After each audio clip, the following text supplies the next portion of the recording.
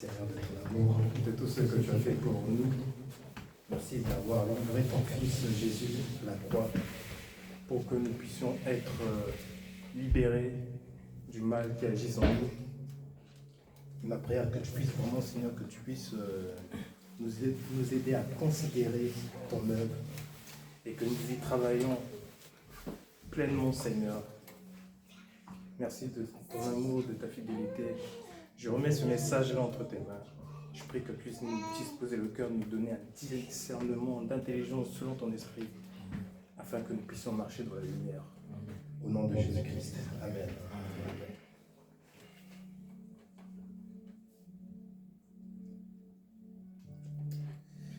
Moi, je remercie le Seigneur parce qu'il a disposé le cœur de son serviteur pour que je puisse prêcher l'évangile et de m'appeler également à son œuvre. Et je remercie les anciens qui me laissent l'opportunité aussi de prêcher l'évangile. Alors j'aimerais parler d'une chose, j'aimerais donner un éclaircissement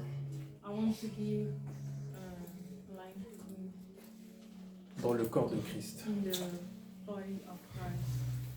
J'aimerais donner une lumière parce que justement il y a une maladie, on va dire, qui règne vraiment dans le corps que Christ a composé. Il faut savoir que lorsqu'on est devenu chrétien, lorsqu'une personne a décidé d'accepter Jésus-Christ en tant que Seigneur et Sauveur dans sa vie, il est rentré dans le corps de Christ. Et il y a un élément qui fait que nous, le corps de Christ, nous avons un problème avec cet élément-là. Et cet élément-là nous donne un aveuglement spirituel. Elle nous fait plonger dans les ténèbres. Et j'aimerais donner cette lumière par rapport à ça. Rappelons-nous que l'Écriture dit dans 1 Jean 2 que si quelqu'un dit qu'il est dans la lumière et qu'il haït son frère, il demeure encore dans les ténèbres. Mais celui qui aime son frère marche dans la lumière. Et l'élément qui nous donne la lumière, c'est le fait qu'on aime son frère. Et qu'à partir du moment que nous avons de l'indifférent envers celui qui est autour de nous, et ben c'est un élément des ténèbres. Et l'élément que j'aimerais donner, c'est l'esprit de division. C'est un élément qui règne vraiment dans le corps de Christ. Je vais donner quelques points pour montrer que on prend certains passages des Écritures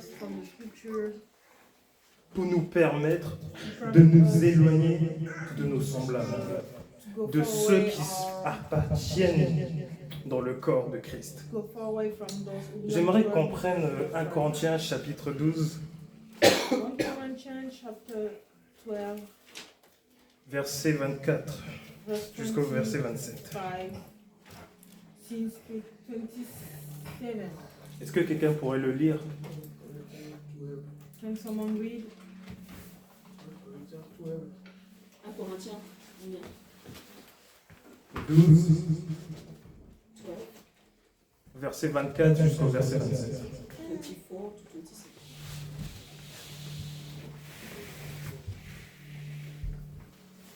Est-ce qu'on a un lecteur?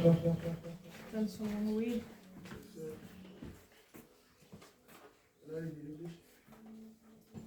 Il a dit que je peux lire en anglais.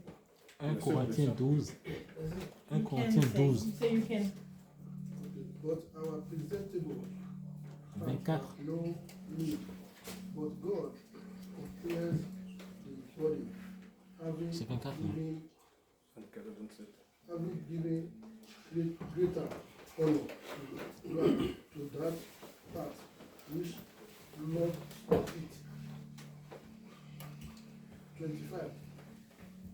That there should be no such shames search in the body, but that the members should have the same care for one another.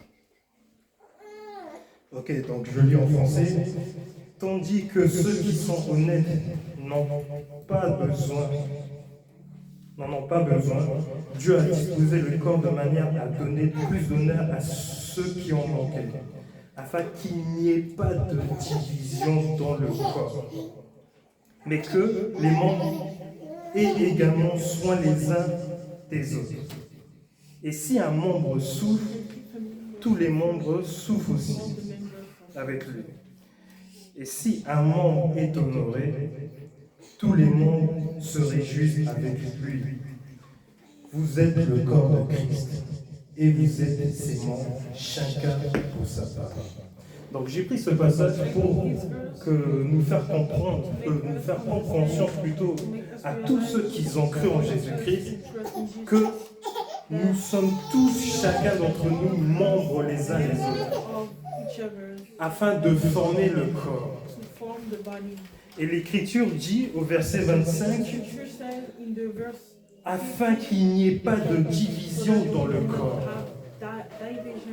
Donc on voit que notre corps est bien composé, vous voyez, de façon que de nos corps, en fait, chacun des membres que nous avons ne soit pas divisé l'un à l'autre. Et c'est pour ça que Dieu a disposé le corps de Christ lorsqu'il a commencé son œuvre. Et que aujourd'hui, dans l'Église, on voit qu'il y a beaucoup de divergences, de divisions. Et j'aimerais donner un élément, en fait, qui montre que, que c'est un problème, en fait.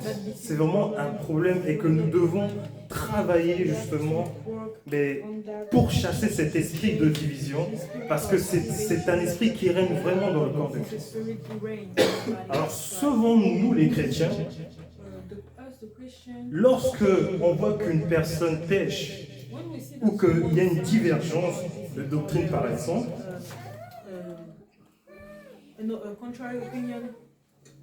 on prend certains passages pour dire que le passage a dit que on peut se séparer de la personne. Alors, je vais donner les passages au fur et à mesure pour vous montrer que certains utilisent ces passages pour dire qu'on peut se séparer parce que l'Écriture dit ceci, notamment. Alors, je vais prendre un Corinthiens 15, verset 11. Vous n'êtes pas obligé de le prendre, je vais le lire. Juste Samuel, si tu veux l'afficher. On dit, ce que je vous écris, c'est de ne pas entretenir de relation avec quelqu'un tout en se disant frère.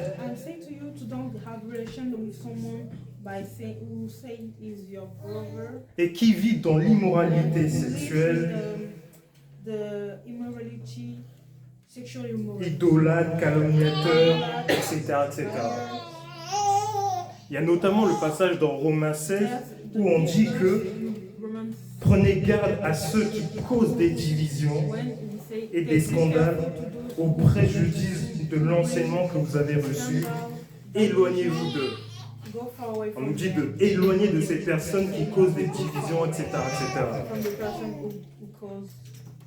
Plusieurs passages comme ça où en fait, nous les chrétiens, on se permet d'utiliser ces passages pour dire que on peut s'éloigner de la personne qui ne pense pas comme nous ou qui vit dans le péché. Et j'aimerais nous donner un éclaircissement par rapport à ça. Alors j'aimerais dire ceci. Ces passages-là qu'on vient juste de lire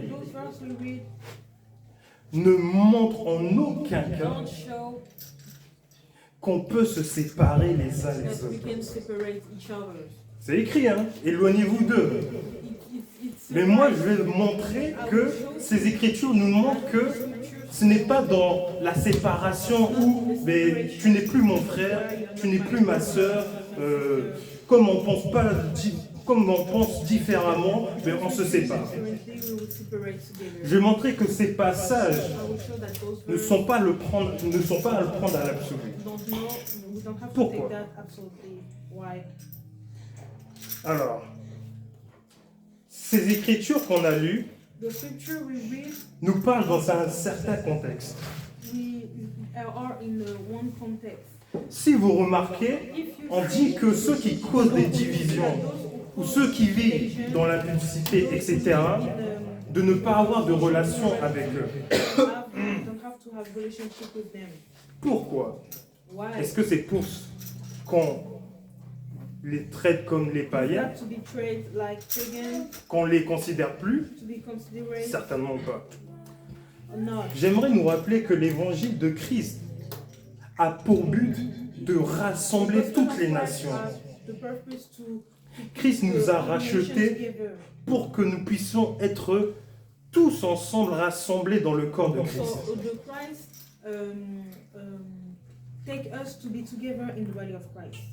Et que l'esprit de division n'est pas une chose qu'on doit mettre dans nos cœurs. Pourquoi? Alors là, je rentre dans l'explication. J'aimerais prendre le passage de Proverbes chapitre 22,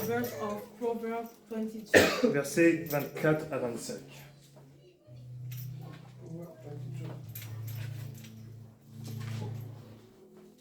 Voici ce que l'Écriture dit. Ne fréquente pas l'homme colère. Ne va pas avec l'homme colère. De peur que tu ne t'habitues à ses sentiers et qu'il ne devienne un piège pour ton âme. Là, l'Écriture dit ne fréquente pas l'homme colère. Ne va pas avec l'homme violent. En d'autres termes, l'Écriture dit éloigne-toi de la personne qui est colérique et qui est violente. Mais l'Écriture nous explique pourquoi.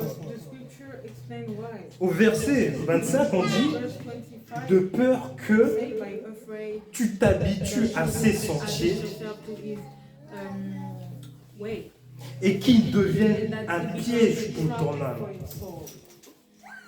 Donc, l'Écriture nous dit de l'éloigner de la personne, entre guillemets, qui vit dans le péché, de façon à que notre âme ne soit pas un piège pour la personne qui vit dans le péché. Est-ce que dans cette Écriture, vous avez l'impression qu'on nous dit de se diviser? C'est une question que je pose. Est-ce que vous avez cette impression-là? L'Écriture dit, divise-toi avec la personne qui est colérique et qui est violente. On est d'accord que l'Écriture ne donne pas cette impression-là.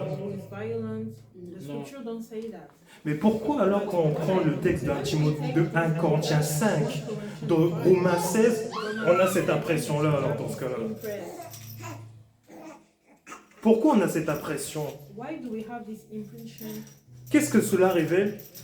C'est que le texte que nous lisons dans Romains 16, dans 1 Corinthiens 5, tous les textes qui disent d'éloigner des frères, etc., nous le lisons avec un esprit de division, sans qu'on se rende compte en fait. Et c'est ça en fait qui nous pousse à nous séparer des frères qui vivent dans le péché ou qui n'ont pas la même doctrine que nous. Je vais donner un exemple concret pour entrer dans l'explication des textes où on suppose pour dire qu'on peut se séparer des frères. Il y a un jour, je fréquentais une sœur. Et je fréquentais et tout, etc. Et le Seigneur m'a révélé dans mon cœur que il faut que tu te sépares de cette personne. Et moi au début je ne l'écoutais pas. Mais après le Seigneur il a insisté et Il a voulu pas trop que je reste proche d'elle. He said, I don't have to be close Pourquoi? to my sister. Why? Parce que la sœur, elle avait une fréquentation qui pouvait nuire mon âme. Because the sister was. Et du coup, pour me protéger, le Seigneur, from my soul. il m'a convaincu de séparer de cette personne-là, The Lord convinced me to de separate façon from à my garder mon âme soul, pure to keep my soul pure, et de ne pas être contaminé don't be par les mauvaises fréquentations. taken by the bad frequentation. Mais dans mon esprit, quand j'ai reçu ça, c'était pas dans le sens où je voulais vraiment, où je voulais me diviser de la personne au point où de la haïr, au point non. Parce qu'aujourd'hui, pas du tout, je la haine pas. J'ai pas de haine envers elle. Ouais. Quand je vois cette personne, voilà, je dis bonjour, tout ça, etc., etc. Et c'est un peu, c'est ça en fait l'esprit que je veux emmener dans les textes que nous lisons pour dire qu'on peut se séparer. Que ces textes-là, de Romains 16, 1 Corinthiens 5, 2 Jean 1, ne nous disent pas de nous éloigner pour haïr. Le problème, c'est que nous, les chrétiens, animés de l'esprit de division lorsque nous lisons les textes, nous, on pense que quand on dit de éloigner des frères, c'est pour les haïr, pour ne plus les considérer comme les frères. Alors que l'esprit de ces textes, Proverbes 22, versets 24 à 25, dit la même chose. Il n'y a pas que Proverbes 22. On connaît tout l'écriture qui dit que dans 1 Corinthiens 15, on dit, je vais prendre l'écriture. 1 Corinthiens 15 au verset 33, on dit, ne vous y trompez pas, les mauvaises compagnies corrompent les bonnes mœurs. Est-ce que tu veux mettre le texte s'il te plaît? 1 Corinthiens 15 verset 33.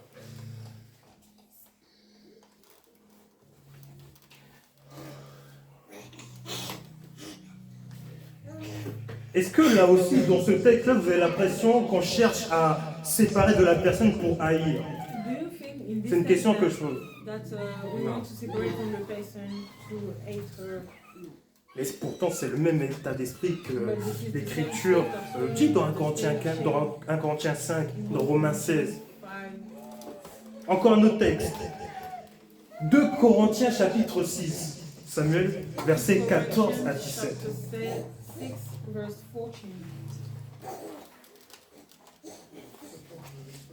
Homme de Dieu, est-ce que ça dérange de lire ce texte? Ne vous mettez pas avec les infidèles sous un joug étranger. Car quel rapport y a-t-il entre la justice et l'iniquité? Quel rapport y a-t-il entre la justice et l'iniquité, oui? Ou qu'y a-t-il de commun entre la lumière et les ténèbres? Ok, bon là on est d'accord, donc dans ce texte on parle des païens, n'est-ce pas? Entre guillemets, ne vous mettez pas avec les infidèles. On parle de ceux qui ne croient pas en Jésus, non?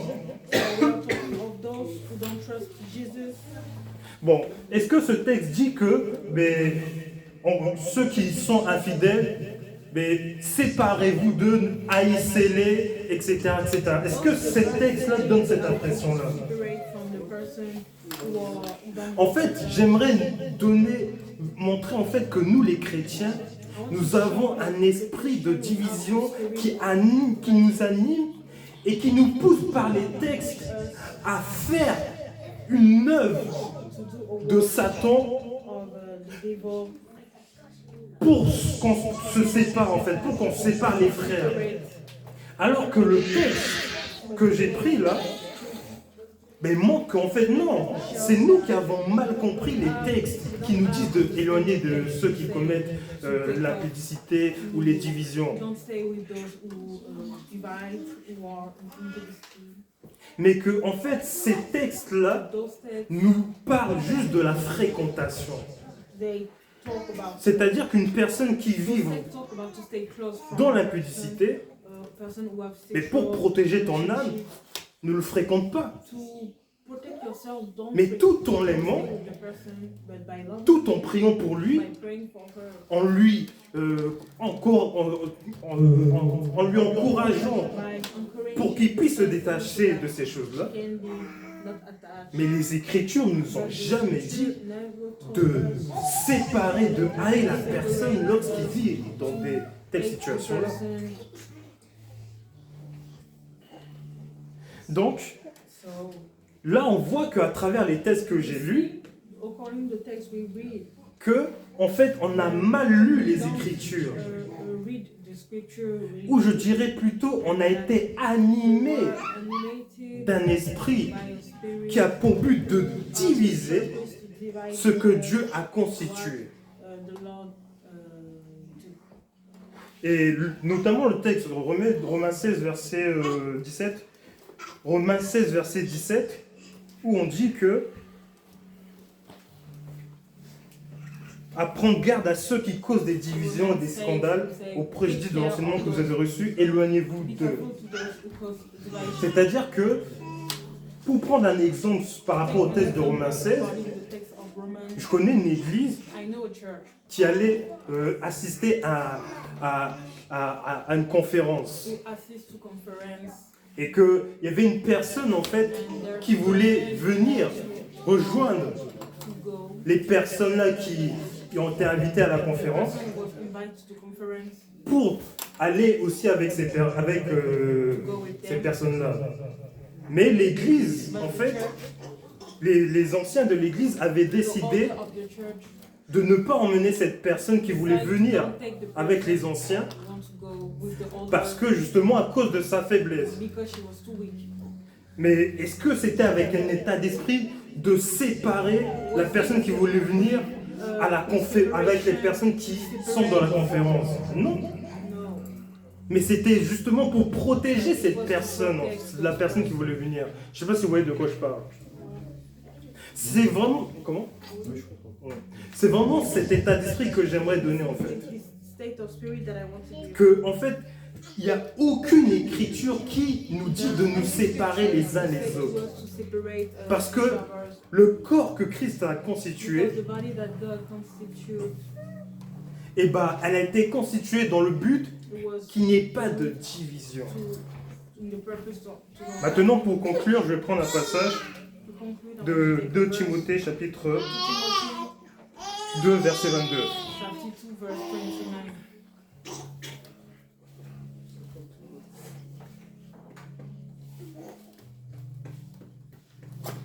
Donc l'Écriture dit « Fuis les passions de la jeunesse Go far away from repetition, from youngness, et recherche la justice, righteousness, la foi, faith, la charité, charity, la paix, peace, avec ceux qui invoquent those who pray le Seigneur to the d'un Lord cœur with pur. a pure heart. C'est avec cette This is we notion-là que le Seigneur veut nous emmener. that the Lord C'est-à-dire que quand on dit on cherche la foi, la charité et la paix avec ceux qui invoquent le Seigneur d'un cœur pur, talk to the Lord with a c'est que le Seigneur, quand il nous dit de éloigner de ceux qui causent des divisions, when the Lord say us to go away, n'ayez pas de relation avec ceux qui sont impudiques. don't have relationship with those who are Ne recevez pas la personne qui n'a pas la même doctrine que vous. don't receive the person who don't have the same doctrine. Ces écritures ont été écrites Those scriptures dans le but in the purpose que nous puissions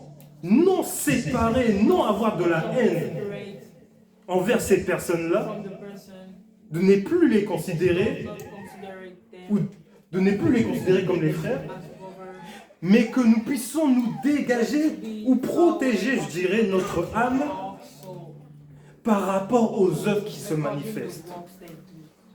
Mais, et aussi que nous puissions être avec ceux And to be with qui those invoquent le Seigneur d'un cœur pur, with the Lord, sans haïr, sans séparer les personnes qui n'ont pas les mêmes visions don't have the que same, nous. same opinion. Donc c'était ça le message It was a message que je voulais donner that I par la want to grâce de Dieu. share. Que le Seigneur nous bénisse. Amen.